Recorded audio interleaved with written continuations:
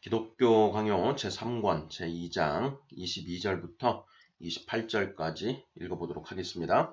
믿음의 확실성과 두려움이라는 소재가 붙어있는 부분 중에 그 두려움과 관련된 기술 내용입니다. 22절 정당한 두려움. 그런데 또 다른 종류의 두려움과 떨림이 있다. 빌립보서 2장 12절. 곧 믿음의 확신을 흐리게 하는 것이 아니라 오히려 그것을 좀 더 확고하게 세워주는 두려움과 떨림이 있다는 말이다. 신자가 불경건한 자들에게 시행되는 하나님의 진노의 신뢰를 생각하는 가운데 경계를 받아서 똑같은 과실로 하나님의 진노를 촉발시키지 않으려고 특별히 조심할 때에, 혹은 자기들의 비참한 현실을 속으로 성찰하면서 하나님이 계시지 않으면 자기들이 바람보다 더 불안정하고 덧없는 처지가 된다는 것을 생각하고 전적으로 하나님께 의지하는 법을 배울 때에 그런 두려움과 떨림이 그들에게서 생겨나게 된다. 사도 바울이 옛날 이스라엘 백성이 여호와께로부터 징벌을 받은 사실을 말하면서 고린도 교인들로 하여금 그와 같은 범죄에 빠지는 일이 없도록 경계하도록 만들고 있지만, 고린도전서 10장 11절, 그러나 그렇게 해서 그들의 확신을 약화시키는 것이 아니라 다만 그들의 육체의 게으름을 일깨우는 것뿐이다. 그런 게으름이야말로 믿음을 망가뜨리는 것이다. 그리하여 사도는 유대인들의 패망을 근거로 하여 선줄로 생각하는 자는 넘어질까 조심하라고 권면하고 있는데, 고린도전서 10장 12절, 로마서 11장 20절. 이는 마치 우리의 굳건함이 확실하지 않기라도 하듯이 이리저리 흔들리리라는 뜻은 아니다. 오히려 이는 우리 자신의 힘을 지나치게 신뢰하는 교만하고 경솔한 자세를 막고자 하는 것이다. 유대인들이 내쫓긴 후에 이방인들이 그들의 자리를 대신 누리게 되었으나 그로 인해서 이방인들이 경거망동하는 일이 있어서는 안 되는 것이다. 여기서 사도 바울은 신자들만을 상대로 말하는 것이 아니라 겉모양만 자랑 삼는 외식자들까지도 기도에 포함시켜서 말하고 있다. 그리고 그는 개개인들에게 교훈하는 것이 아니라 유대인과 이방인들을 전체적으로 비교하면서 유대인들이 그들의 불신앙과 감사할 줄 모르는 자세에 대하여 정당한 형벌을 받아 내쫓김을 당하였다는 것을 보여주며, 이어서 이방인들을 향하여 그들에게 전해진 양자 삼는 은혜를 교만과 자기 과시의 자세로 잃어버리는 일이 없도록 하라고 권면하는 것이다. 유대인들이 내쫓김을 당할 때에 양자 삼는 언약에서 떨어지지 아니한 자들이 남아 있었던 것처럼 이방인들 가운데도 참된 믿음이 없이 육체에 대한 어리석은 신뢰로 말미암아 우쭐해져서 스스로 하나님의 자비하심을 악용하다가 멸망에 이르게 될 그런 사람들이 일어날 것이라는 것이다. 그러나 이런 바울의 진술을 택함받은 자들과 신자들에게 적용시키더라도 절대로 실망할 이유가 없다. 왜냐하면 성도들의 경우에 육체의 잔재로부터 때때로 교만이 기어 나오기도 하는데, 이런 교만을 억제시켜서 헛된 확신 가운데서 방종하게 되는 일이 없도록 막는 일은 온갖 두려움으로 양심을 실망시켜서 하나님의 긍휼에 대하여 온전한 확신을 가질 수 없도록 만드는 일과는 전혀 다른 것이요, 또한 그것과는 아무 상관이 없는 것이기 때문이다. 23절 두려움과 떨림. 그러므로 두렵고 떨림으로 너희 구원을 이루라는 사도의 가르침이 요구하는 바는 다만 우리 자신을 아주 낮추며 동시에 주님의 권능을 높이는 습관을 들이라는 것이다. 빌립보서 2장 12절. 우리 자신을 불신하는 것과 우리의 패망의 처지를 각성함으로 생겨나는 근심만큼 우리를 움직여서 주님 안에서 확신을 갖게 하고 주님을 의지하도록 만들어주는 것은 없다. 나는 주의 풍성한 사랑을 힘입어 주의 집에 들어가 주를 경외함으로 예배하리이다 라는 선지자의 말씀도 시편 5편 7절, 이런 의미로 이해하여야 하는 것이다. 여기서 선지자는 하나님의 긍휼하심에 의지하는 담대한 믿음을 하나님의 위험 앞에 나아갈 때마다 반드시 체험하는 경건한 두려움과 하나로 묶어서 말씀하고 있다. 우리는 하나님의 위엄의 광채를 통하여 우리 자신의 더럽고 추함이 얼마나 큰가를 깨닫는 것이다.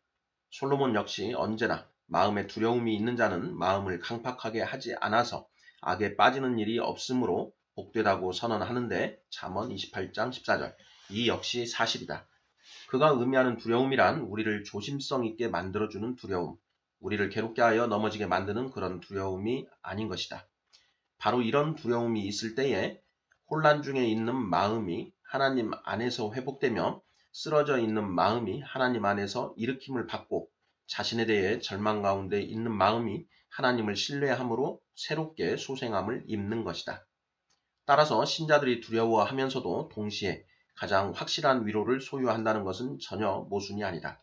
자기들의 허망한 처지에 눈을 돌리다가 다시 하나님의 진실하심을 마음에 생각하는 것이다. 그러면 두려움과 믿음이 어떻게 한 마음에서 공존할 수가 있는가? 라고 물을 사람이 있겠지만 그것은 사실 바꾸어 말해서 게으름과 걱정이 서로 공존하는 것과 같은 이치이다. 불경건한 자들은 하나님에 대한 두려움이 그들을 괴롭히지 못하도록 자기들 스스로 고통에서 벗어나려고 힘쓰지만 하나님의 심판이 그들을 압박하고 있기 때문에 그들이 바라는 바대로 될 수가 없는 것이다. 그러나 하나님의 백성들의 경우는 하나님께서 그들을 낮아짐 가운데서 훈련시키셔서 그들이 결연히 싸우는 가운데 그들 스스로 자기 절제의 고삐 아래 매이도록 만드시는데 아무것도 이를 막을 수가 없다. 전후의 문맥을 볼 때에 사도 바울이 말하는 의도가 이것이었던 것이 분명하다.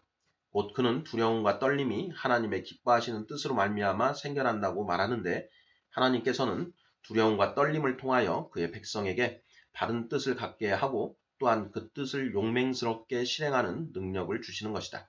빌립보서 2장 12-13절 여호와를 경외함으로 여호와 그의 은총으로 나아가리라. 호세아서 3장 5절 선지자의 말씀도 이런 의미로 보는 것이 바른 이해일 것이다. 경건이 하나님을 향한 경외심을 불러일으킬 뿐 아니라 은혜의 감미로운 매력이 침체 상태에 있는 사람을 감동시켜서 두려움과 감탄으로 가득 차게 하여 그로 하여금 하나님을 의지하고 겸손하게 하나님의 권능에 굴복하게 하는 것이다. 24절 소망과 두려움에 관한 거짓된 사상. 그러나 그렇다고 해서 우리가 특정한 유사 교황주의자들이 현재 강교하게 일구어내고 있는 지극히 해로운 철학을 용납하는 것이 아니다. 그들은 소위 학자들을 통해서 전수되어 온 현저한 의심을 변호할 수가 없자 다른 허구를 만들어내서 그것을 피난처로 삼고자 한다. 곧 불신앙과 뒤섞여 있는 확신을 만들려 하는 것이 바로 그것이다. 우리가 그리스도를 바라볼 때마다 선한 소망을 가질 완전한 근거를 그리스도에게서 찾는다는 것은 인정한다.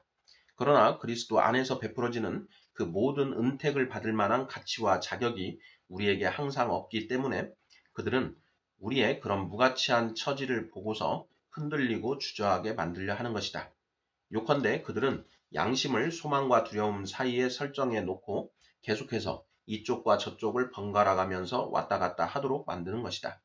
그들은 소망과 두려움의 상호 관계에 대해서도 소망이 일어나면 두려움이 억눌림을 당하고 두려움이 다시 일어나면 소망이 다시 사그러든다는 식의 논리를 편다. 사탄은 믿음의 확신을 깨뜨리기 위해서 과거에 사용했던 노골적인 책략이 전혀 쓸모가 없어졌다는 것을 알고서 이제는 교묘하고도 은밀한 책략을 사용하여 그것을 무너뜨리려 하고 있는 것이다.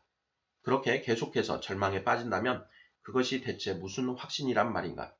그들은 말하기를 그리스도를 바라보면 거기에 확실한 구원이 있으나 나 자신에게로 시선을 다시 돌리면 거기에는 확실한 정죄가 있다고 한다. 그렇기 때문에 불신앙과 선한 소망이 번갈아가며 신자의 마음속을 장악할 수밖에 없다는 것이다. 이것은 마치 그리스도께서 우리 속에 거하시는 것이 아니라 멀리서 계시는 것으로 생각해야 한다는 논리와 무엇이 다르겠는가? 우리가 그리스도께로부터 구원을 바라는 것은 그가 멀리서 우리에게 모습을 보이시기 때문이 아니라 그가 우리로 하여금 그의 몸에 접붙임 바 되어 그의 모든 은혜를 누리는 것만이 아니라 그리스도 자신 안에 참여하도록 만드시기 때문이 아닌가. 그러므로 나는 그들의 논리로 다시 그들을 되받아치고자 한다. 만일 우리가 우리 자신을 바라본다면 거기에는 분명 정죄 밖에는 있을 것이 없다.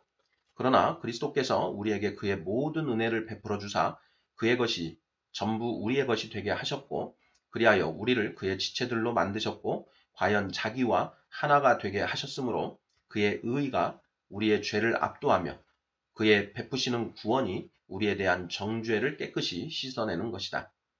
우리의 추함과 무가치함이 하나님 보시기에 드러나지 않도록 그 귀하신 그리스도께서 친히 강구하시는 것이다. 이것은 과연 그러하다. 그러므로 그리스도를 우리들 자신에게서 혹은 우리들 자신을 그리스도에게서 분리시켜서는 안 된다. 오히려 우리는 그리스도께서 신이 우리를 자기와 묶어놓으신 그 교제를 용감하게 두 손으로 든든히 붙들어야 하는 것이다. 그리하여 사도는 다음과 같이 가르친다. 그리스도께서 너희 안에 계시면 몸은 죄로 말미암아 죽은 것이나 영은 의로 말미암아 살아있는 것이니라. 로마서 8장 10절. 이 사람들의 그 허망한 논리를 따르자면 사도는 오히려 다음과 같이 말했어야 옳을 것이다. 그리스도 안에는 과연 생명이 있다. 그러나 너희는 죄인들이므로 여전히 사망과 정죄 아래 있는 것이다. 그러나 사도는 전혀 달리 말하고 있지 않은가? 그는 오히려 우리가 받아 마땅한 정죄가 그리스도 안에 있는 구원에 완전히 삼킨 바 되었음을 가르치고 있는 것이다. 또한 사도는 이 점을 확증하기 위하여 내가 앞에서 제시한 것과 동일한 논지를 사용한다. 곧 그리스도께서 우리 바깥에 계시는 것이 아니라 우리 안에 거하신다는 사실이 바로 그것이다. 절대로 분리되지 않는 끈끈한 교제의 끈으로 그가 우리와 밀착되실 뿐 아니라 놀라운 연합을 통하여 날마다 그가 점점 더 우리와 한 몸으로 자라나셔서 결국 우리와 완전히 하나가 되신다는 것이다. 그렇다고 해서 위에서 진술한 내용을 다시 부인하고 하자는 것은 아니다.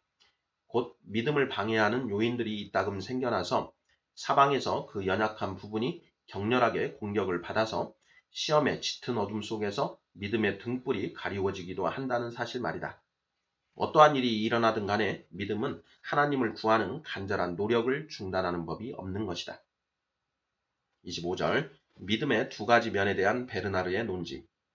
클레르보의 베르나르는 교회당의 봉헌에 즈음한 5번째 설교에서 이 문제를 분명하게 다루는 가운데 이와 비슷한 논지를 전개한다. 하나님의 은혜로 이따금 제 영혼에 대해 생각해 보게 되는데 그때마다 이를테면 두 가지 반대되는 면들이 그 속에 있는 것 같습니다. 그 자체로만 생각하면 영혼은 결국 무로 돌아간다고 말하는 것이 가장 올바른 말일 것입니다. 영혼에 비참한 것들은 여기서 일일이 열거할 필요조차 없을 것입니다. 얼마나 죄에 눌려 있으며 어둠 속에 쌓여 있고 쾌락의 종이 되어 정욕으로 끌어오르고 격정에 휩싸이며 온갖 망상으로 가득 차서 항상 악으로 기울고 온갖 악행을 도모하는지 모릅니다. 한마디로 말해서 온통 부끄러움과 혼란으로 가득 차 있다는 것입니다. 우리의 모든 행위들이 아무리 의롭다 할지라도 진리의 빛으로 살펴보면 그 의로운 행위들이 더러운 누더기 옷처럼 추하고 더럽다는 사실이 분명히 드러난다면 우리의 불의한 행위들은 대체 무엇에 비할 수 있겠습니까? 내게 있는 빛이 어두우면 그 어둠이 얼마나 더하겠느냐. 마태복음 6장 23절. 그렇다면 무엇입니까? 의심의 여지도 없이 사람이 허망한 것처럼 되어버린 것이겠지요. 시편 144편 4절. 사람이 무가 되어 버린 것입니다. 사람은 아무것도 아닙니다. 그렇지만 하나님께서 그렇게 귀하게 여기시는 사람이 어떻게 완전히 무일 수가 있습니까? 하나님께서 친히 마음을 쏟으시는 사람이 어떻게 무가 될 수 있단 말입니까? 형제 여러분, 마음을 일으킵시다. 우리 자신의 마음속으로는 우리가 비록 아무것도 아닐지라도 혹시 우리의 무엇인가가 하나님의 마음속에 숨겨져 있을지도 모릅니다. 오 자비로운 아버지시여, 오 비참한 자들의 아버지시여, 어찌 주께서 마음을 우리에게 두시겠나이까? 내 보물 있는 그곳에는 내 마음도 있느니라 고 말씀하셨는데 마태복음 6장 21절 우리가 아무것도 아니라면 우리가 어떻게 주의 보물이 되겠나이까? 그 앞에는 모든 열방이 아무것도 아니라 그는 그들을 없는 것 같이 빈 것 같이 여기시느니라고 말씀하셨으니 이사야서 40장 17절 비록 주 앞에서 그러하오나 주 안에서는 그렇지 않사옵니다. 주의 진리의 심판 가운데서는 그러하오나 주의 신실하신 의도에서는 그렇지 않사옵니다. 주는 과연 없는 것을 있는 것으로 부르시는 이시옵니다. 로마서 4장 17절. 그러므로 그들은 없사옵니다. 주께서 없는 것을 부르시니 말이옵니다. 그러나 동시에 그들은 있사옵나이다. 주께서 그들을 있는 것으로 부르시니 말이옵니다.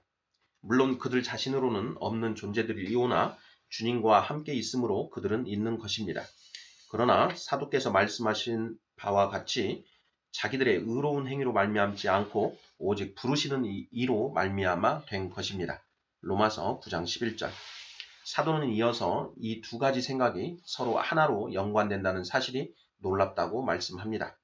그렇게 서로 연관되어 있는 것들이 서로를 파괴하는 일은 없을 테니까요. 또한 그는 결론 부분에서 다음과 같은 말씀으로 이를 더 확연하게 드러내고 있다. 이제 이런 두 가지 생각을 갖고서 우리가 어떤 존재인지를 면밀하게 살펴보면, 아니, 차라리 한편으로는 우리가 어떻게 해서 아무것도 아니며, 또한 다른 편으로는 어떻게 해서 우리가 고귀한 존재인지를 살펴보면 우리 자신을 자랑하는 일을 억제하게 될 것이라 믿습니다만, 그러면서도 오히려 그런 자랑이 더 커지고 더 확실해질 것이라 생각되기도 합니다. 우리가 우리 자신을 자랑하는 것이 아니라 주님을 자랑하기 때문입니다. 고린도후서 10장 17절. 그러므로 우리가 주께서 우리를 구원하시기로 작정하셨으면 우리가 즉시 자유함을 얻을 것이라고 생각하게 되면, 그런 생각 속에서 용기를 얻을 수가 있을 것입니다. 그러나 더 높은 망대 위로 올라가서 하나님의 성을 찾고 그의 성전을 찾고 그의 집을 찾고 그의 신부를 찾읍시다. 내가 나를 잊어버린 것이 아닙니다. 다만 두려움과 경외함으로 말하고 싶습니다.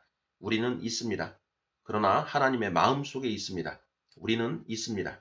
그러나 우리 자신의 존귀함 때문이 아니라 주께서 우리를 존귀하게 여기심으로 말미암아 우리가 있는 것입니다. 26절 하나님을 두려워함과 하나님을 공경함. 그런데 여호와를 두려워함에 대해서는 모든 성도들이 증거하며, 또한 어느 곳에서는 이것을 가리켜 지혜의 근본이라 부르고 시편 111편 10절, 잠언 1장 7절, 또 다른 곳에서는 지혜 그 자체로 부르기도 하는데 잠언 15장 33절, 욥기 28장 28절. 이것은 사실 하나이지만 이중적인 의미를 담고 있다. 하나님께서는 아버지로서도 또한 주로서도 경외를 받을 자격이 있으시기 때문이다. 그러므로 하나님을 정당하게 예배하고자 하는 사람은 순종하는 아들의 자세로, 또한 충성을 다하는 종의 자세로 그에게 나아가고자 할 것이다.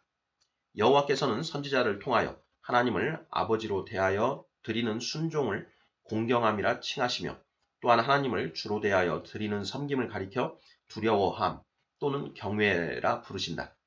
하나님은 아들은 그 아비를, 종은 그 주인을 공경하나니 내가 아비일진데 나를 공경함이 어디 있느냐, 내가 주인일진데 나를 두려워함이 어디 있느냐라고 말씀하신다. 말라기서 1장 6절. 이처럼 두 용어를 서로 구분하시기도 하지만 하나님께서는 이 두 용어들을 하나로 묶어 놓으시는 것을 보게 되는 것이다. 그러므로 여호와를 경외한다는 것은 바로 공경과 두려움이 하나로 뭉쳐진 것이라 하겠다. 한 마음에 이 두 가지 면을 모두 포용한다고 해서 전혀 무리가 없는 것이다. 마음속에서 하나님 아버지께서 우리를 향하여 어떤 분이신가를 생각하는 사람은 설사 지옥 같은 것이 없다 할지라도 그를 거스리기를 죽음보다도 더 끔찍스럽게 여길 만한 충분한 이유가 있다. 그러나 또한 아무런 거리낌이 없이 죄를 짓고 싶어하는 것이 우리의 육체의 소욕이므로 모든 수단을 통해서 그것을 제지시키기 위해서는 즉시 이런 생각에 사로잡히지 않을 수가 없다. 곧 우리가 주님의 권능 아래 살고 있는데 그 주님께서 모든 불의를 미워하시며 악한 생활을 통해서 그의 진노를 촉발시키는 자들은 그 주님의 형벌을 피할 수가 없을 것이라는 생각이 바로 그것이다. 27절 신자들의 두려움과 불신자들의 두려움. 또한 사랑 안에 두려움이 없고 온전한 사랑이 두려움을 내쫓나니 두려움에는 형벌이 있음이라는 사도 요한의 말씀도 요한일서 4장 18절. 우리가 말씀한 바와 모순되는 것이 아니다. 그가 말하는 두려움이란 불신앙에서 나오는 것으로 신자들의 두려움과는 전혀 다른 것이기 때문이다. 의인이 하나님을 두려워하는 것은 하나님을 불쾌하게 만들까 염려해서가 아니다. 그들은 형벌만 받지 않는다면 그런 것은 전혀 개의치 않는다. 오히려 악인이 하나님을 두려워하는 것은 하나님을 불쾌하게 만들까 염려해서가 아니다. 그들은 형벌만 받지 않는다면 그런 것은 전혀 개의치 않는다. 오히려 그들은 하나님께서 권능으로 자기들에게 복수하실까 무서워서 그가 진노하신다는 말을 듣고는 두려워서 벌벌 떠는 것이다. 그들이 하나님의 진노를 그렇게 겁내는 것은 어느 때든 그것이 자기들의 머리 위에 떨어질 것임을 예상하고 있기 때문이다. 그러나 신자들의 경우는 이미 말한 대로 하나님의 징벌보다는 하나님을 거스르는 일 그 자체를 두려워하는 것이요, 징벌이 마치 목을 누르기라도 하는 것처럼 그런 식으로 그것을 두려워하지도 않는다. 그러나 그러면서도 그들은 징벌을 받을 일을 저지르지 않도록 훨씬 더 조심하는 법이다. 그리하여 사도는 신자들을 향하여 누구든지 너희를 속이지 못하게 하라, 이로 말미암아 하나님의 진노가 불순종의 아들들에게 임하나니 라고 말씀한다. 에베소서 5장 6절. 그는 하나님의 진노가 그들에게 임할 것이라고 위협하는 것이 아니라 앞에서 열거한 여러 가지 악행에 대해서 불경한 자들에게 임할 하나님의 진노에 대해서 생각하라고 함으로써 그들에게 그런 일이 닥치는 일이 없도록 그들에게 경계하여 조심시키고 있는 것이다.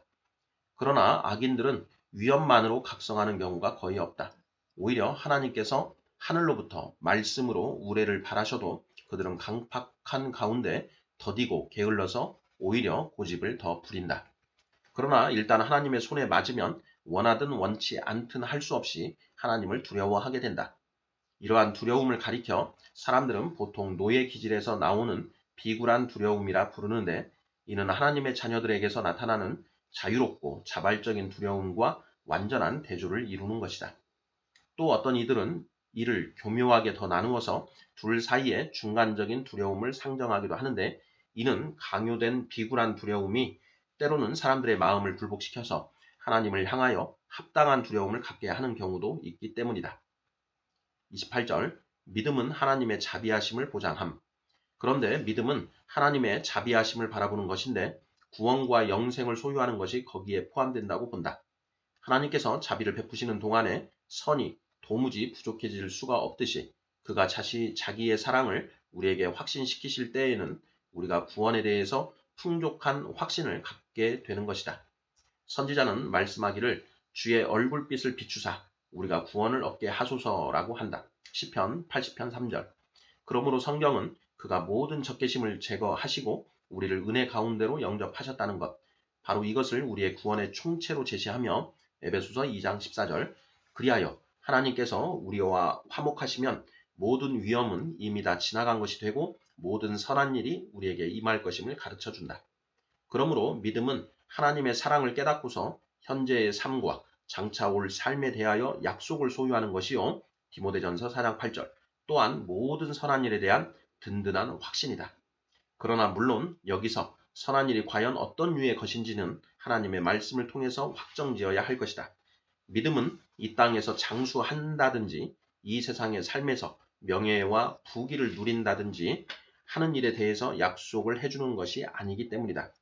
주님께서는 이 가운데 그 어떠한 것도 우리에게 지정되도록 하시기를 원치 않으신 것이다. 믿음은 오히려 이 세상의 삶에서 우리가 아무리 초라하다 할지라도 하나님께서 절대로 우리를 버리시지 않으리라는 확신으로 만족하는 것이다. 믿음의 주되는 확신은 바로 장차 올 내세에 대한 기대에 있다. 하나님의 말씀을 통해서 의심의 여지 없이 그런 확신이 주어지기 때문이다. 하나님께서 사랑으로 껴안으신 자들에게 이 땅에서 아무리 비극과 재난이 닥친다 해도 그런 것들이 하나님의 자비하심을 충만히 누리고 그 안에서 행복을 느끼는데 하등의 방해거리도 되지 않는 것이다. 그러므로 축복의 요체를 한마디로 표현하자면 바로 하나님의 은혜라 할 수 있을 것이다. 바로 이 셈에서 온갖 선한 것이 우리에게로 흘러나오는 것이다. 흔히 관찰할 수 있는 사실이지만 성경은 영원한 구원이나 이 땅에서 누리는 온갖 선한 일에 대해서 말씀할 때마다 항상 주님의 사랑과 연결시키는 것을 보게 된다. 그렇기 때문에 다윗은 경건한 자의 마음은 하나님의 선하심을 생명 그 자체보다도 오히려 더 감미롭고 더 귀하게 느낀다고 노래하는 것이다. 시편 63편 3절. 요컨대 모든 일이 우리의 소원대로 넘쳐난다 할지라도 하나님의 사랑 혹은 미움에 대해서 확신이 없다면 우리가 행복을 느낀다 해도 그것은 저주받은 행복이요 따라서 불행일 수밖에 없을 것이다. 그러나 만일 하나님께서 아버지로서 우리에게 그의 얼굴빛을 비추시면 우리의 불행이 오히려 복이 될 것이다. 왜냐하면 그 불행이 구원을 이루는데 유익이 될 것이기 때문이다. 그리하여 사도 바울은 온갖 괴로운 사실들을 열거하면서도 그것들 때문에 우리가 하나님의 사랑에서 끊어지지 않는다는 사실을 자랑하는 동시에 기도 때마다 항상 하나님의 은혜로 시작한다. 로마서 8장 35절 39절. 거기서 모든 축복이 흘러나오기 때문이다. 이와 비슷하게 다윗은 우리를 괴롭히는 온갖 두려움과 공포를 오직 하나님의 자비하심으로 맞서고 있는 것을 보게 된다. 내가 사망의 음침한 골짜기로 다닐지라도 해를 두려워하지 않을 것은 주께서 나와 함께 하심이라. 시편 23편 4절. 하나님의 은혜로 만족하여 거기서 평안을 찾고 시편의 말씀, 여호와로 자기 하나님을 삼은 나라, 곧 하나님의 기업으로 선택된 백성은 복이 있도다 라는 시편 33장 12절 말씀을 깊이 새기지 않으면 언제나 우리 마음이 이리저리 흔들리는 것을 느낄 수밖에 없는 것이다.